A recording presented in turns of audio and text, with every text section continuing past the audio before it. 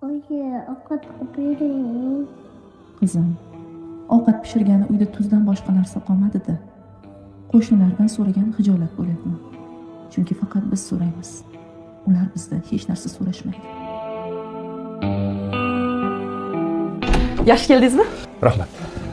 Pastdagi qo'shnidan tuz olib chiqing. G'alati emasmi? Tuzimiz bor-ku. G'alati emas. Xo'p deb olib chiqing. Hop. Mana olib chiqdim. Faqat sal kirroqmi? O'zimizda toza tuz bor-ku. Zotan men bu tuzni ishlatishga so'ramadim. Shunchaki qo'shnichilikni yo'lga qo'ymoqchi bo'ldim xolos. O'ylab qarasam, qo'shnimizdan shu paytgacha hech narsa so'ramabmiz. Mana tuz so'radik. Endi qo'shnimiz bizdan biror nima so'ramoqchi bo'lsa, hijolat bo'lmasdan so'raydi. Endi bizdan so'ragani tilanchilik bo'lmaydi. Qo'shnichilik bo'ladi. Olib kelgan xarajatlarimni teng yarmini qo'shniga olib chiqib bering. Tuz bermang. Keyin qo'shnini bolasi bilan bizni bolamiz birga o'ynashadi.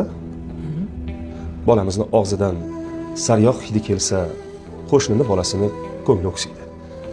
Shedri sonsadan ham olib chiqib bering.